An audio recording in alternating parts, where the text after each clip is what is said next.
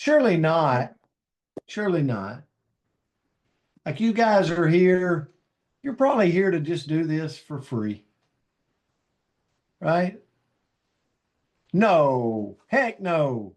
Yes, we know we got amazing products, but guess what? Dave Kirtley, last time I checked, when you go grocery shopping, guess what they ask for? Money. That's right. It's what makes the world go around. It's what makes us help more people. So, guess what?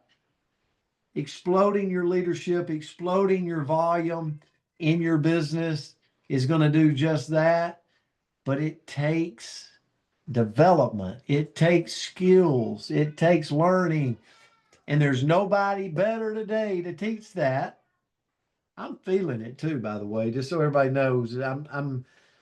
I got in trouble a lot in school growing up. I spent a lot of time in the principal's office. And it was days like today where I felt like I was a little bit giddy, a little bit like wanting to aggravate. And I always found myself in the principal's office. So if you're that way, you can put a 2 in the comment. Okay. If you're feeling me, you're like, I'm kind of that person too. So today we got Mr. Todd Falcone, over 3 decades in the network marketing profession. I keep his book here right beside me, The Fearless Networker.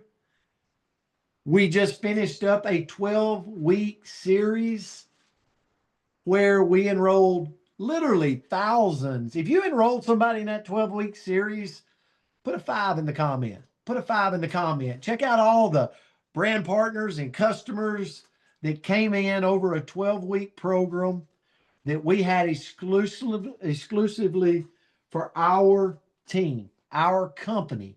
Guess what? We're bringing it back to you right after PXP. Right after PXP. Now, today's call is all about exploding your business, leadership mastery, exploding the volume in your business. I'm going to turn it loose to Todd Falcone in just a second. He's an amazing friend of mine. I do anything for him. His heart for helping people, I see it every day. He's an advocate for our industry. But you, my friends, have an opportunity to be a part of this 12-week program. We're going to be putting this up. Todd's going to be talking about it a little bit later, but we're going to give you a chance today. If you haven't registered for it, get it. Help us build for it within your team, because there's no better time than coming out of PXP to have a 12-week program that you are locked into, that not only while you're excited and you're motivated, you're turning it right back around to a 12-week program where you're going to drive customers and brand partners into your team, as well as your team driving it into their business, exploding that volume. So that's coming up. Todd will have a few things to share with you on that. But I want to respect his time and your time. It's not about me. It's about you and learning from him. So I'm going to turn it over at this time. Mr. Todd Falcone, thank you, brother, for being here. My pleasure. Good afternoon, I guess, for everybody. Well, it's literally 4 minutes afternoon here, so I guess that is good. Let me just, I am unmuted, so I can get rid of that right there. And you guys are all hearing me loud and clear. Happy. We got you. Day. What day is today? Thursday? I think today's Thursday. Leading into Labor Day weekend. I'm sure everybody's got fun plans for Labor Day weekend. And this time of the year is really, really good, man, because we're coming out of like the summer, and you know, a lot of times people kind of lay back during the summer months because you got kids and vacations and people are doing their activities.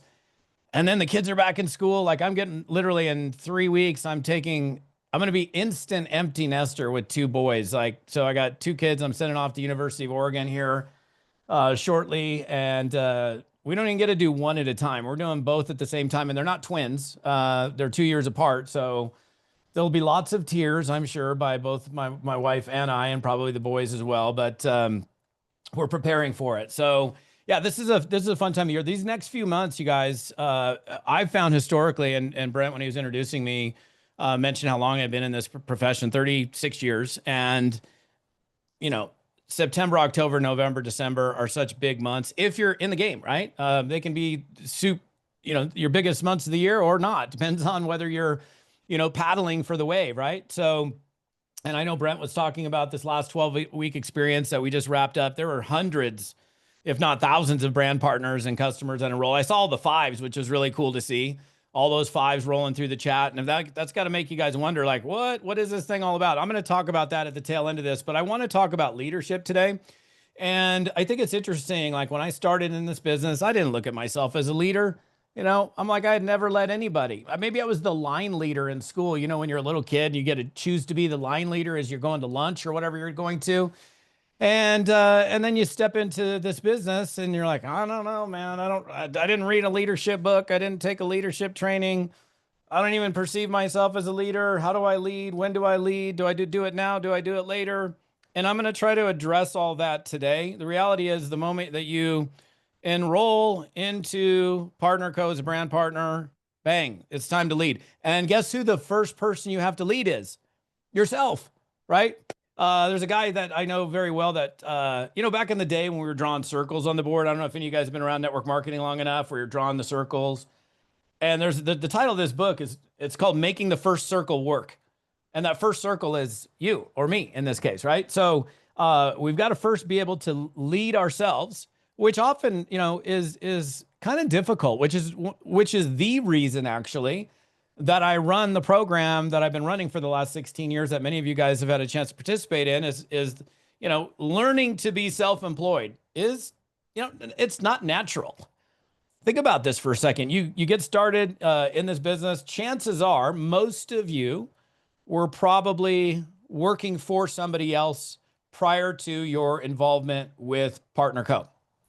I'm sure there's some of you that were entrepreneurs prior to, but most of you probably work for somebody else. And so we're held in line, if you will, or held accountable, or held to be responsible by first our parents, then our parents and our bosses, and then our parents and teachers, then our parents and our teachers and our bosses. And we've got to learn to be able to get up, prioritize what we've got to get done during the day, get after it, be productive. And then when we enroll either a brand partner or a customer, then we've got to be able to know what to do with those people. And let me just say this as I get in. I'm going to turn a slide deck on here in a second. You exercise, and I want you to realize this, you exercise a tremendous amount of control over how big and how fast your team grows beyond just your personal recruits. A lot of times people think it's like, oh, if I just recruit more and I just keep recruiting. And if you kept recruiting, you're going to build a bigger team, no question. If you keep putting customers, and you're going to have a bigger check because you're earning, income off of the customer acquisition. But it's what you do with those people that can massively accelerate the growth of your business. So that's really the theme of today's training. And, apparently Brent and we talked to each other, but we didn't. And we both decided to wear blue today. So how good is that? He's got the light blue. I got the dark blue, and yeah, cool. All right. So I'm going to go into screen share real quick, and I'm going to start this slide deck. And then I think come on, slideshow, work for me. Play from the start. Okay, good. And then I'm going to turn my camera off. So you guys, I want you to just focus on my words. And that way you don't see me in the corner, and focus on the slides. And just so you know that I'm all about low tech, high check. So I don't know about you guys. Like I'm cool with tech. I can do the AI stuff and, websites and all of that. But this business does not have to be complicated. And you'll notice my slide deck is quite simple. You're going to see words on my slide deck as we get through here. So I'm sure I'm still coming in loud and clear. Otherwise, Brent would probably be texting me. So, all right. So leadership mastery for network marketers, how to lead, multiply, and explode your team's growth. So that's the message for today. And let me get over here. Hold on a second. Continue to share. Something happened there. There we go. I've got multiple screens in here. All right. So here's the first thing I want to say. Everybody's watching you. Your team is watching you, whether you have 2 eyeballs on you and it's your friend that you enrolled and you just started yesterday, they're watching you. And that's something that you really need to be aware of in this business. Oh, let me back up 2 steps. I'm going to make leadership so easy for you guys. I don't know if you guys like easy. I kind of prefer easy, simple, not complicated. It doesn't have to be this big deal.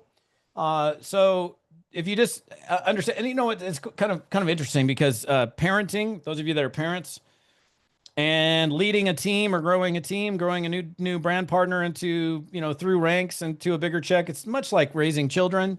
If you, I can go back and when my dad was a cusser and a smoker. Like his whole, I mean, he was a custom machine. Like he uses the F word for just as a descriptor for everything. And he still does, which is nuts. And so, of course, as kids, you hear your dad, I saw my dad smoking. So when I was in 6th grade, I stole one of his cool cigarettes and I choked to death. That was awful. Menthol, ugh, and we tend to do the things that we see other people doing. These are our role models. And for your team, no matter how big or small, they're watching you. And so we just need to be really aware that people don't duplicate what you say as much as what you do. So just have an awareness of like, okay, what am I doing? What does my team see me doing? Do they see me showing up for things like this? Right? Did you invite your team here? Do they see you with your camera on, in attendance, upright, not on the couch, laying sideways? Don't ever attend a Zoom, by the way, with chips on your stomach as you're munching down a sandwich and chips. It's not attractive. And it's not laying down horizontal is probably not a good leadership position. Anyhow, it's definitely not a good learning position. So leadership sets the thermostat for belief and activity, not the thermometer. The thermometer takes the temperature. The thermostat sets the temperature. So guess what? You get to set the temperature for what's going on in your organization. What you're going to get in today's training, leading by example, what it means and why it matters, the importance of pace, how to taproot for explosive and lasting volume. That's one of the most vital skills that you can have. And multiplying leaders instead of babysitting. I don't know about you, but I don't really want to sit here and drag you across the finish line. Does that sound like fun? You sign somebody up and you got to like babysit them all the time. Oh my gosh. What's the name? When your rep calls you up and they're like, what's the name of the company we're involved in again? That's a sign that they're not tuned in. All right. So, and believe it or not, you might think I'm joking. I'm actually not joking. I actually had a guy try to recruit me about 8 years ago. And I was like, well, what company are you in? He's like, I'm like, wait, what? He couldn't remember the name of the company that he was involved in. So that clearly shows, obviously, that's somebody who's not fully engaged. So those are the things you're going to learn today. And okay, leading by example, there's something called the law of the lid. John Maxwell is probably the most well-respected leadership guy in the space, talks about the law of the lid. Your team will not rise above you. Your consistency. I'm not saying they can't pass you.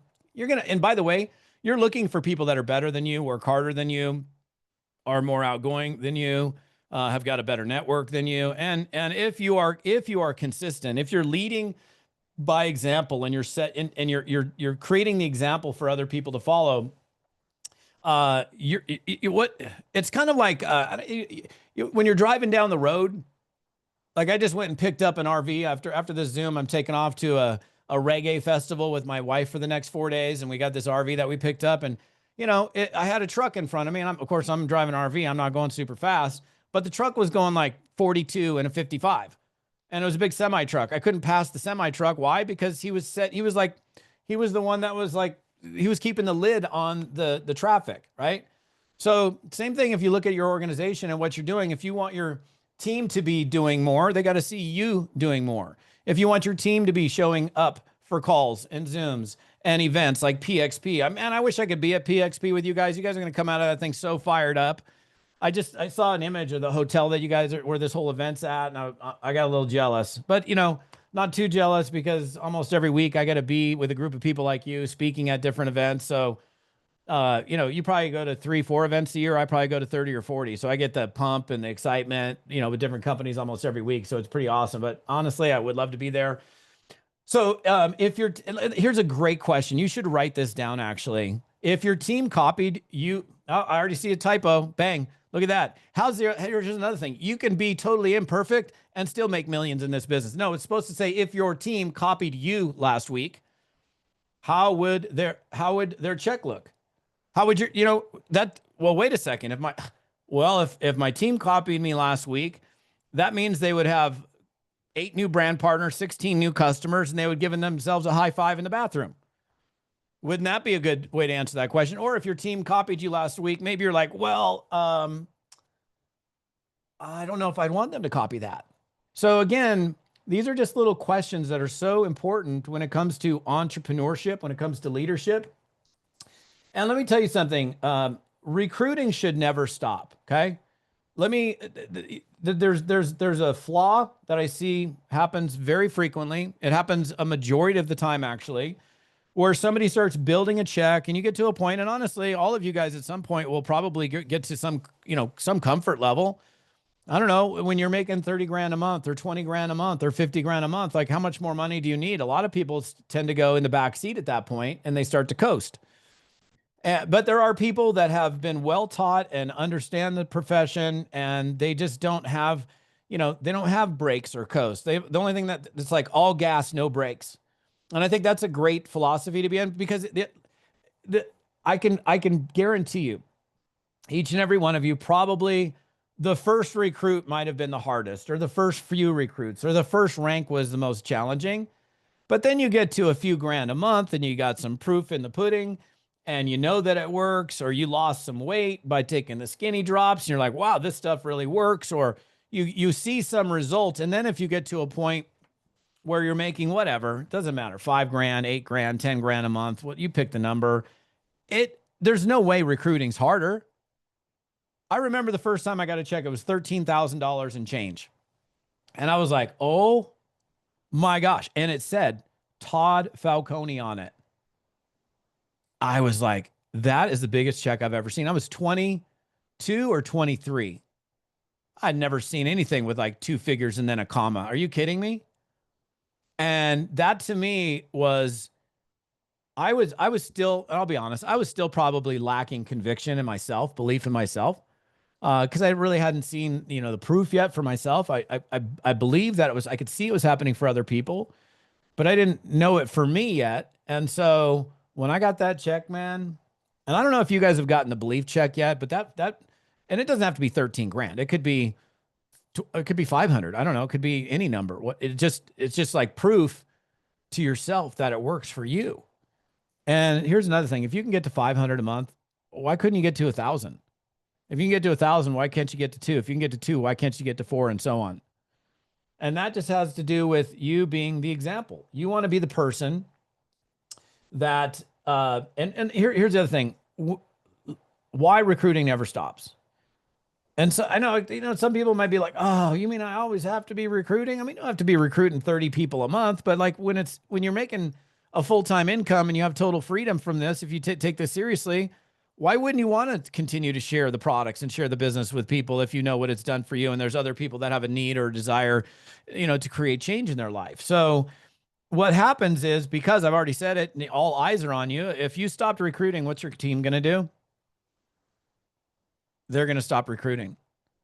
And I have seen leaders that are making 30, 40, 50,000 a month in network marketing companies, and they go into full-blown management mode and they stop recruiting, and so does their team. And over time, the check flattens and then the check dissipates. I won't use the term today, what I normally use for it. I'll save that for another time. But if recruiting is actually easier when you're making more money, why would you ever stop? And the other thing is like, okay, that's cool that you got there, but what about the other people?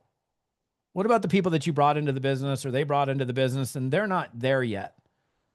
Doesn't it make more sense to be the person that leads by example, so that other people can know and see what it truly means to be in the game? I think it does. And no, we don't want to be the boss with the megaphone. Nope. It's better to stop telling and start showing. All of those of you probably all of you have worked for somebody at some point in your life, and the boss is pointing their finger at you, do this, do that, and then they go take a nap in their office. I used to work, I sold women's shoes for about 3 months. That's as long as I could last. Fred Sosha, he was standing over me with his big burly mustache and this short sleeve button down shirt and his tie and this feathered hair in the middle, and he was always pointing his finger at me, telling me to upsell these women on shoes, when I couldn't even get like this Puccini pump on this one, like I had to sell this woman a D size, D width Converse because she couldn't fit in any other shoes because she had big wide feet. And he's like, you need to shove some pumps in her. So I'm taking pumps back, trying to stretch them out. And every time I'd stretch them out, because there's a shoe stretcher in the back, I blew up like 5 pairs of pumps. And then I got yelled at by Fred for blowing out pumps in the back. Well, anybody that sold shoes, you might you might be able to relate to that, but I don't know. And having somebody point at you and then go sit in their office is just, I don't know. I tended to not really enjoy Fred so much. You want to be the leader with the muddy boots, right? That's a person that's in the trenches. That's a person that's working with your people. That's the person, like if you have somebody in your, in your town, you know what color their carpet is. Right? Doesn't that make sense? Like if I got Linda on my team and she lives right down the street from me, if I don't know Linda's carpet color, that means I'm probably telling rather than showing, doesn't it? Pretty simple example, but it absolutely works. So leadership is pace setting. Kind of already mentioned this, but the speed of the leader is definitely the speed of the pack. And your consistency builds belief. Belief and trust are virtually synonymous terms. And I'm talking about consistency in a number of areas. I'm talking about like if you get me today, and if you get me backstage before I'm getting on stage, or if you get me on stage, or you get me at my river property, or you get me 2 years from now, you know what you're going to get when you experience Todd. Anybody got any friends that you're like, I don't know what I'm going to get the next time I see that person? They might be in a great mood. They might not be in a great mood. They might be mean. They might be nice. I don't know what I'm going to get. I'm sure we've all experienced people like that. And that type of experience that we're conveying out into the world creates a level of disbelief. And so I think that it's really important that, of course, we're consistent in our business. We're consistent with our revenue producing activities. We're consistent in how we show up. And most of you guys, I don't know in person, but seriously, if you experienced me on a few Zooms, or you experienced me during the last 12 weeks that we ran, and then you were to hang out with me in person, you'd be like, dude, you're like the same guy everywhere. I don't put on a show when I get on stage. I don't put on a show on a Zoom. I don't put on a show with people. I'm just the same guy everywhere I go, just trying to do my best, trying to serve people, trying to take the things that I've learned that have served me well from the mentors that I've had in the past and disseminate that information to folks like yourself so that you can have the same kind of successes that I've had. Because I know what it's like to be broke. I know what it's like to be stressed out and putting everything on a credit card. Ugh. And then not being able to pay the credit card. Or I don't know, paying the credit card bill, the minimums, but your balance never changes. And you're like, wait a minute, I've paid $50 a month for the last 16 months, and the balance is actually, wait a minute, it's gone up and I haven't charged anything. I've been there. They need to see you doing it. That is an important thing to think about. Taprooting is one of the most vital activities that you'll do in the business. And honestly, if you only got this one thing today and it sunk in for you, it would make the biggest difference in your business and the growth and the speed and the size in which your business grew over time. As you're growing a business, it's you. You signed up as a brand partner today. And then you get busy because you're like, hey, I like this, man. These skinny drops just made me skinny. And all my friends are asking me about it. And they're like, hey, can I make money at this thing? And you're like, I don't know. Maybe. You want to sign up? Yeah, I want to sign up. I mean, you're half the man you used to be. I hope that's a compliment. Oh no, it's a compliment, Todd. I'm like, great. Here, get you enrolled as a brand partner, and then you enroll a brand partner, and I enroll another brand partner. And now I got a little team of like 15, 20 people. And the thing is, when you have 15, 20 people in the business, or 5 or 10 or whatever the number is, I guarantee you probably know all of them, right? Because the team's so small. I mean, you're starting something. I'm not taking anything away from a team of 10 or 15 people. I think that's great. That's a great beginning. But then when you get to 50, 100, 200, 300, 500. There's no way you're going to know everybody. And then you get to a couple thousand, and most assuredly, you're not going to know everybody. But this exercise, this strategy is something that all top networkers, all top earners do, tap rooting. And that's by working in depth in your organization, finding the fire wherever it is, and then driving that depth even deeper. And it creates stability, culture, and duplication. So I think all of you have a back office. In fact, I know you do. And you can go look up, I'm sure, probably a tree view. I would encourage all of you, even if you started a week ago, and if you've started a year ago and you're not intimately familiar with your back office, that starts today. You want to be able to learn how to pull reports and be able to look. And you can look at the tree and you can go, wait a minute, who's Marlene? She wasn't there last month. And wait a second, I see that Marlene enrolled 16 new brand partners. I don't know Marlene. Never met her. She's like on level 3 or 6 or 10, or it doesn't even matter. What I'm going to do is I'm going to pick up the phone and I'm going to call Marlene. And I'm going to say, hey, Marlene, how's it going? And she's going to say, great. Who's this? I'm like, this is Todd Falcone. I'm one of the leaders here in Partner Co. And she's like, oh, well, what do you need? She doesn't know who I am yet, right? And by the way, don't start any rumors. I'm not a leader in Partner Co. I'm an outsider. Brent and I are brothers. But she doesn't know who I am yet. And I'm going to introduce myself. I'm going to say, hey, look, great start, amazing start, 16 new brand partners in your first couple of weeks. I mean, I can see your enrollment date. You already put 16 people in. I want to give you my phone number if there's anything that I can do to help you, serve you, work with you. And what I'm going to do with Marlene, honestly, is I'm going to put Marlene up on my whiteboard. Now, some of you guys are not going to appreciate what I'm going to do to your office right now, but you can go get another room that you make prettier. I would suggest that you get the biggest whiteboard you possibly can and find a wall in your office that you can put up the whiteboard. And in my previous house, I had a whiteboard that was like, it literally took a truck to bring it in.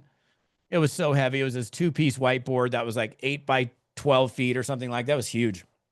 Now they got this wallpaper stuff where you can literally wallpaper your whole wall with whiteboard material. I know you ladies love that. You're like, wait, I got pictures and photos and cool stuff. Well, like I said, this little tool, this little idea, I know it's quote old school, if you will, because here's the thing. Once you shut the genealogy report, you shut your laptop, it's out of sight, out of mind.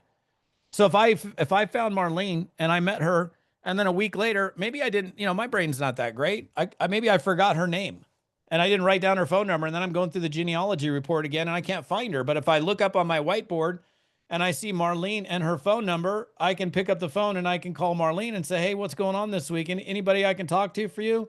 Any way I can help you out? And so this is part of the development of a taprooting strategy where you get connected with people wherever they are in depth in your organization.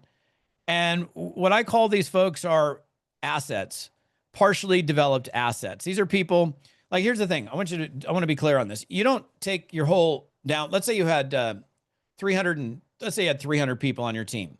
You're not going to take 300 people and put them up on your whiteboard. If I see somebody that's on an auto order of products and they have nobody underneath them, they're not going to go on my whiteboard. I'm grateful for the volume and the customer or the brand partner. But then I go down another level and I see somebody who's got 5 frontline personally enrolled people. I'm like, okay, that person wasn't there last month. They're obviously taking action. That's somebody I want to pay attention to. You guys, most of your volume is going to come from a percentage of your people. And so what you've got to do is identify, as your group grows, where all that volume is coming from. In fact, I know right now, if you have a team of, any size, whatever the size is, if you were to go through the genealogy, you're going to go down there and you're going to go, bang, there's a person right there. They've got 82 of my 300 people right there. That's a person that you clearly want to pay attention to. And there's also a strategy. Here's the other thing.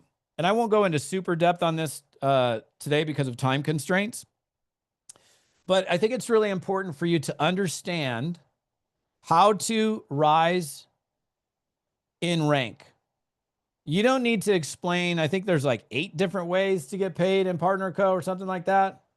You don't need to understand how to explain all that stuff. Most people, even honestly, I know networkers that make 7 figures a year. They can't even explain a compensation plan, but they do know what they need to do in order to rise in rank.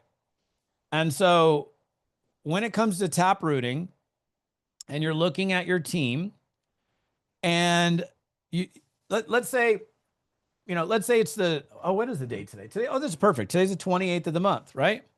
And I'm assuming that when you guys get to the end of the month, like that, if you, and somebody maybe in the chat can tell me, I'm pretty confident that this is the case, but let me see if I can find the chat real quick. Hang on a second. Okay, let me just expand the chat real quick. Let me ask this question. Somebody tell me what's a good rank to hit in Partner Co. Let me see. It doesn't matter what the rank is. Give me a name. Okay, Chairperson 4. I like that. Okay, so Chairperson 4. If it was the 28th of the month, and does anybody know like how much volume is required, total organizational volume to hit Chairperson 4? Anybody know off the top of their head? Let's see if I can see that volume up there. Let's see. Brett, that one's for you. 5 lines, optimized, 13,334 times 5. Okay, cool. I'm trying. It's 80,000 in payline volume. I'm trying to unmute, okay, but I couldn't get it to do. No worries. Okay, I'm just using this as an example. So 80,000 in volume. So if I'm looking at Brent, and it is the 28th of the month like it is today, and I go down and I look at Brent, and I see that Brent is at $79,800 in volume. Do you think I'm going to call Brent or not? I'm going to call Brent and go, dude, you are $200 away from hitting Chairperson 4. You got somebody we can talk to? Can we put in a new brand partner? Can we put in a new customer? And if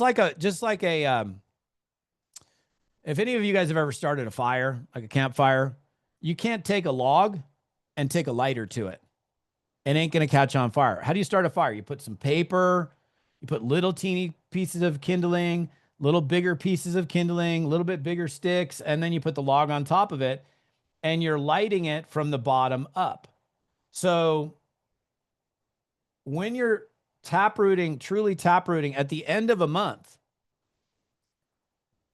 you're going to start from the bottom of the leg and move upward. So if I were to look at just the images that I see in front of me, let's say Linda is, and I'm just going to use this as an example because I can only do it as an example in today's training. If it's the 28th of the month and I go down through the leg and I see Linda's near the bottom of this leg and she's got, now don't quote me on these numbers, okay? Because I'm just using basic figures. You guys will know what these figures are for Partner Co. So I'm looking at Linda and she's at $800 in volume, but she needs 200 more to hit rank. I'm going to call Linda and go, hey, Linda, we're wrapping up the month. We're closing up the month. It looks like you're $200 away from hitting rank. And you also got to know what happens when you hit rank. Do you get a bonus? Do you earn more? These are little things that you should know. And let's say, and I don't know. I didn't take the time to look at this before I came in here, but let's say Linda earns $100 bonus by hitting whatever the rank is at $1,000. And she's like, oh, I had no idea that I was only $200 away from the rank. I was going to put my sister in. I'm going to go put her in today. Bang, she hits rank. She does the extra $200 in volume. She gets the bonus. Now she goes into the next month at that rank. Now I'm going to go one level up from Linda and let's say Becky. And let's say Becky's a higher rank and she's, I don't know, let's say the next rank is $5,000 in total volume and she's $4,500 in volume. And she was 4,300, but I pushed her to 4,500 because of Linda, because Linda's on her team. And I do the same thing with Becky. And I'm like, hey, Becky, Todd Falcone, I'm helping the team close out the month. Looks like you're super close to the next rank. Anybody you're talking to, any customers, who can I help you with? What can we do to get you to get this next rank advancement so you go into the month of September at a higher rank? And she might be like, I'm good. I'm on vacation right now. Or she might be like, oh my gosh, I had no idea I was that close. I was going to put my brother in and a friend in. I wasn't in a rush, but I didn't know I was that close. Basically, what you're doing is you're increasing the volume from the bottom of your leg up. And as you move up each leg of your business, and honestly, for me personally, I'm not building right now, but if I was building, the last 5 days of the month is really invested in closing out the month. And that's where you're going to find likely most of your rank advancements, because everybody wants to hit those ranks and hit those numbers before you go into, the month of September in this example. So this is one thing for sure. You don't want to just end the month like coasting through the end, oh, it's September or August 30th, and as if it's a normal day. It's not a normal day, right? It's like these last few days of the month and the last 24 hours. And I would also know this, you guys, and if you don't know this, please check this today. When does the clock strike 0 for Partner Co? On the 30th of August at what time? 12 midnight? Is that Pacific time, Central, Eastern? When is it? So if you got an order in at 11:59 p.m., it would count to the month of August versus the month of September. Does that make sense? So knowing these little things make a huge difference for you, because I've helped people in the past where we were literally putting orders in until like 11:59 and seconds to help somebody hit that rank. And in fact, I'll tell you one story. I worked with this girl around the 15th of the month. She was a total of 65,000 in total volume. We finished the month at $250,000. It was like $250,001. Is that insane or what? If we didn't do that, she would have probably finished that month maybe 70. And the first time I actually did this was a long time ago. This is like 1992, probably 92. On the 25th of the month, I was about $13,000 or $14,000 in total group volume, and we finished the month at over 65,000. If I didn't understand taprooting, I would have finished the month at 14,000. So conceptually, I want you to just get this. And it just involves going to a bottom of a leg, looking at where somebody is. Like if I go to the bottom of a leg and it's a new person that's on a $100 auto order, but they have nobody in there, I'm going to go up to the next person in line and see where they're at. And then I'm going to go up to the next person in line and see where they're at. This strategy, I don't expect you to fully get it this morning or this afternoon, whatever it is for you, but I want this to be firmly planted in your mind. Okay. Let me see here. Okay. And here's the thing. Why does tap rooting work? Because shallow roots, I mean, if you ever seen a tree with shallow roots and the wind comes along, it blows it over. You're building depth and you're building leaders upon leaders upon leaders.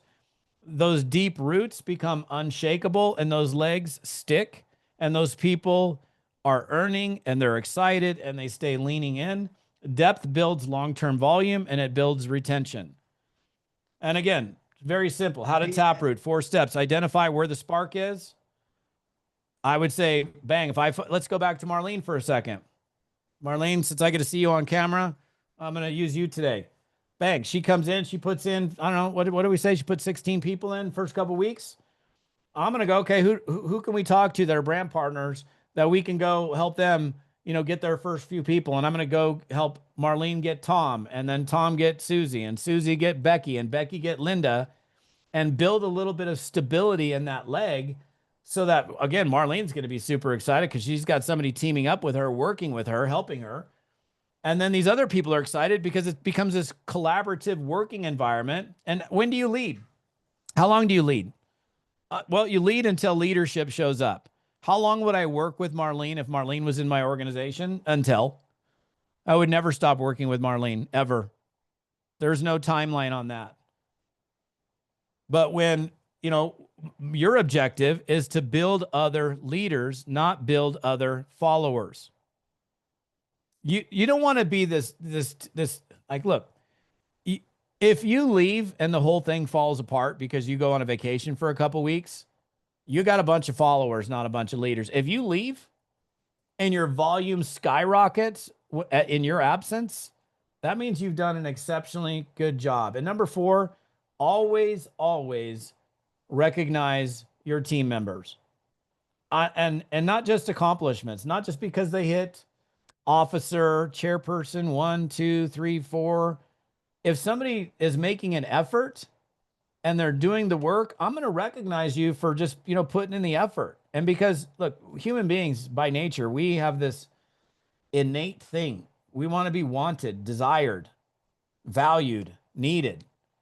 And when somebody goes out and hustles for something and then they don't do the work or they don't get the reward, even it's like, Linda, you're doing such a great job. I'm so proud of you. My gosh, like you just started a couple weeks ago and all this effort that you're putting in, I'm like, you're doing amazing. And I'm so grateful. I had people early on in my career that were doing that for me. I was seeing very little early on. And I had this guy, Dan Leahy. He's a former truck driver. Gosh, I can't even believe I pulled that name out of my hat. I haven't seen this guy for like 30 something years. But Dan, man, that guy, he knew I wasn't hardly producing anything, but he was like, Todd, you're doing such a great job. You're like the biggest hustler in this office. You show up earlier, you show up, you stay later. Man, if everybody did what you did, and I wasn't making anything, but Dan made me feel like $1 million. And he did it all the time. And you know what's crazy? Dan was not even in my upline. Dan was just some other dude in the office. Former truck driver, wearing a suit back in the day. Oh, man, if I could ever see Dan again, I got to give him a big thank you because I literally have not seen that guy in 3.5 decades. You don't find leaders typically on level 1. You discover them on levels 3, 4, 5, 6, 8, 10. But you'll never discover them. Here's the thing. If this is not taught, you will not do this. A new person who joins this type of business, if you're not teaching them to go, hey, you got to be looking in the team. It's not just your front line. You don't just know the people that are front line to you. I had a coaching call 2 months ago with a lady who's making she's making multiple 6 figures, and she did not know how to taproot. I'm like, she goes, oh, I only know people on level 1 and level 2. I'm like, are you kidding me? She's like, no, I'm actually not kidding you. And so I went through her genealogy with her and helped her identify people she had big leaders on her team that she had never had a conversation with. She had a lady in there that was making like, I don't know, 15, 16,000 a month and had been in her business for like 2 years. And she had never had a conversation with her. Can you imagine that? Why did she do that? Because nobody taught her how to do it. She came out of like traditional business. Nobody taught her how to do this, so she didn't do it. Leadership equals creating independence, right? I mentioned this, building leaders, not followers. You want to do it. You want to do it so well that they don't need you for anything. In fact, they're more productive when you're gone. And by the way, babysitting's fine for kids, but it's not fine in this business. Babysitting will kill your duplication. If I'm in Marlene, I'm in your downline now. If I'm in Marlene's downline, she's like, oh yeah. All of a sudden I'm like, hey, Marlene, what's the name of the company? What's our key product again? I can't remember it's some kind of drop. What is it? And there's some like, who are the guys that own the company? I can't even remember their names. And she's like enabling me. She's, well, are you kidding me? It's John and Darren. It's the Skinny Drops. And by the way, the name of the company is Partner Co. And our big upline is Brent Palmer. You don't remember any of that? I'm like, no, I'm sorry.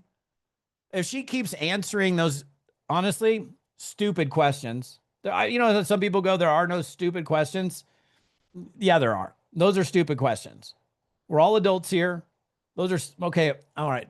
Stupid is a rough word. Silly questions. Is that better? Silly questions. All she's doing is she's creating codependency, no independence. And my suggestion is you push responsibility early and let them lead. Let them lead. And look, I mentioned this earlier, like stages of a distributor. I didn't mention exactly like this, but it's kind of like, you've got, what do you call it? It's kind of like raising kids. Stage 1 is like the baby bird. I need the feeding, got to keep me from choking on my food, keep me from sticking my finger in a light socket. You got to pad the furniture so I don't bump my head. All those little things. And then your kids, then they turn into teenagers. I don't know, anybody got any teenagers? Teenagers, and they think they know everything? Dude, I'm telling you, like, it's so funny. Like, now, thank God, thank you, Lord. I've got great kids. One's 18, one's 21. And, one of them went through this teenager phase and they thought they knew it all.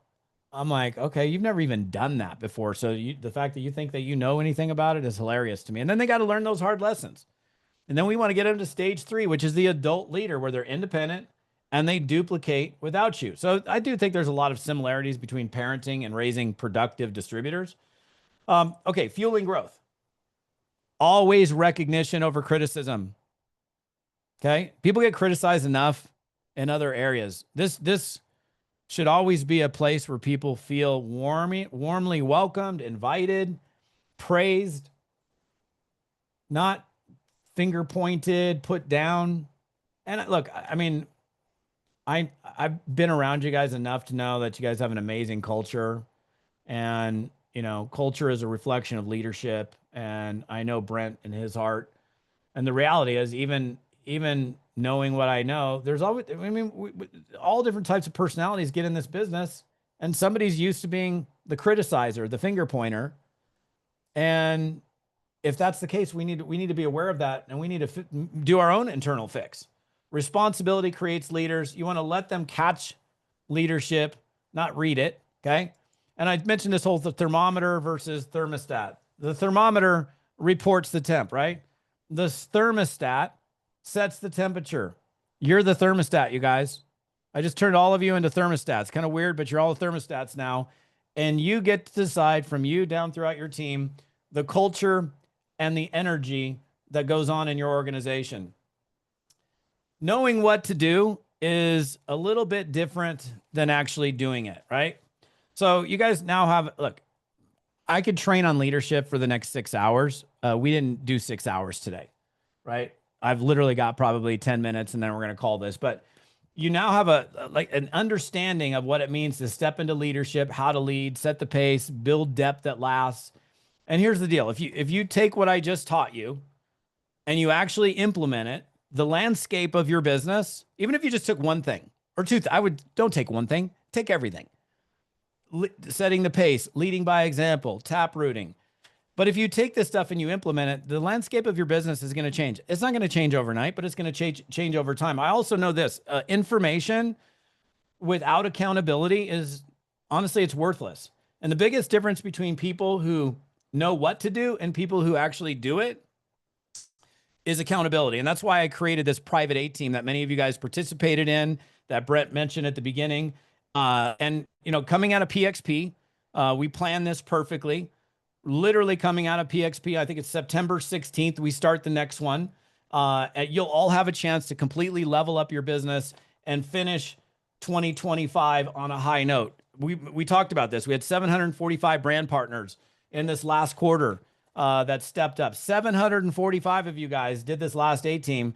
And during those 12 weeks, we saw, as Brent mentioned, and all the fives that you guys saw, thousands of brand partners and customers that came into PartnerCo as a direct result of being involved in this A team experience. In fact, some of you guys remember week 2, I gave you guys all an extra, those of you guys that did it, remember that week 2 exercise where I said, don't talk about PartnerCo. And then the next week we had 75 new brand partners. And then the following week, another, I can't remember how many, from an exercise that's not even designed to recruit a new brand partner. That's just kind of a little taste. So we're getting ready to do another one. If you ever said to yourself, man, I just need someone to keep me consistent and on track, this A team thing that I'm doing privately for Brent's organization, for all of you, this is the answer.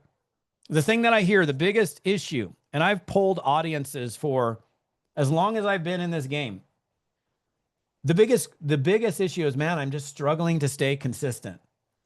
And you can see the link in your lower right-hand corner on that slide. And maybe Andrea or Brent can actually type the link in there. That's the registration page for it. Let me just switch the slide here. And just so you guys know, Brent and I worked out something pretty amazing for all of you. Normally now I charge $297 for this 90-day experience. When I started this in '08, it was $500, $499 for the quarter. I lowered the price to make it easier for more people, and people gladly pay $297 for my open A teams, but we worked it out where it's $99. And I just did the math on this yesterday. That works out to $8.25 a week. I think that's like, I don't want to say it's embarrassing charging $8.25 a week, but it's super affordable. And we did this on purpose because this way, if you're new and you started yesterday, you're like, can I afford this thing?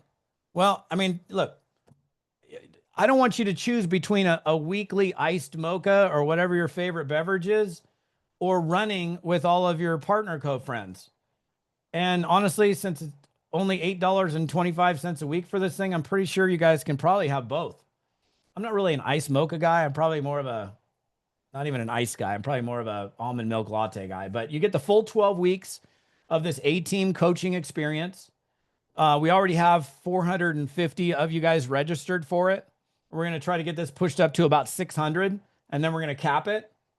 And then the other thing is, and some of you guys that weren't on these previous trainings that I did, I'm giving you my #1 selling training program of all time that I've ever created, called Insider Secrets to Recruiting Professionals, for free. Not a sample version of it, not a tiny bit of it. I'm giving you the entire course for free. And that course in and of itself, the lowest I've ever sold that for is $297. So you're getting into a program I normally charge $297 for $99. Plus I'm giving you another $300 program, actually at the low end, for free. We start on September 16th, right after you all get back from PXP. What's the next step? Get over to the site below, and I can see it's in the chat as well. toddfalcone.com/partner code-A team. I'm going to go here and undo wait a minute. Where's my camera? There's my camera. So what I would suggest you guys do is don't wait to register. If you haven't registered, get yourself registered today. And the best thing you can do, honestly, is grab some brand partners and have them come do it with you. I can promise you, if you got 2 or 5 or 10 or 50 brand partners with you, you're going to finish the year so strong. I know you're going to all come out of PXP like everybody does, on fire, right? I've never been to a single network marketing event where people are at the event, they're at the event and they're like, you know what? I'm going to do nothing after this event. Like, I'm going to sit on my rear end and I'm going to do nothing. Never once in the history of me being involved in network marketing has anybody ever said that. You're at the event, you're like, bam, I'm going to be chairperson 4 by the next time we get back to the next PXP. I'm going to be whatever the rank is, and you're high-fiving your downline, your hair standing on end. You're crying like, oh my gosh, I can't wait. We're going to be up there. And then you get home and reality sets in, I don't know, whatever that reality is for you.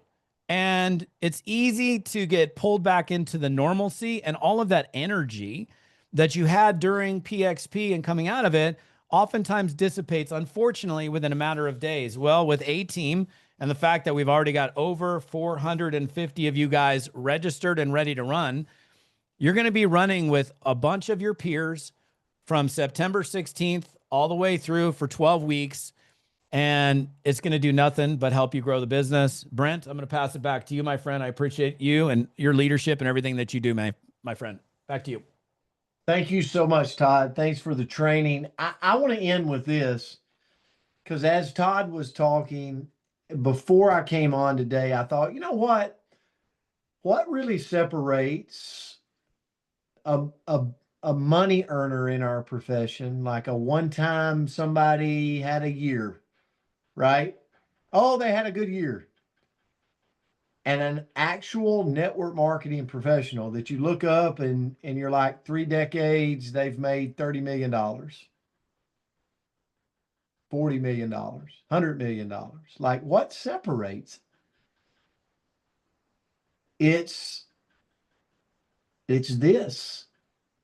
It's the transition from a one-time earner to a professional typically happens when someone has a shift in their mind. from focusing solely on like personal sales to actually developing others, developing their self, like building systems that create sustainable growth. All of those things, guys, this is by design. We will have money earners that's like, I need professional development, and they'll miss it for $8. Or they're too big of a deal to get involved. I don't know why that is. I won't take that course. Here's what I promise you. Coming out of the event, I know one thing. I've done this at a pretty high level since I was in my early 30s. And one of the things I can promise you I've done is I've continuously plugged in to things like this that challenge me, that grow me, that steps me out of my comfort zone, that keeps me in create and build mode. And I look up, and I've been full time in this industry for years because of it. We all have that opportunity. And so for Todd to come here today and give you like guys, just what you learned today, like go apply it to the business and watch what happens. You're going to grow. But to come back after PXP and lock in with us for 12 weeks, it's, in my opinion, it is absolutely the best thing you could do for you and your team. For you and your team. So, Todd, thank you, brother. Thanks for what you do for our profession. Thanks for coming on here and giving a free hour of your time to train and to give back. And I can't wait for this next course after PXP. So thank you for all you do for us. Thank you. I appreciate it. Plenty of loves in the chats, guys. We love you. We appreciate you. Thanks for tuning in. The comment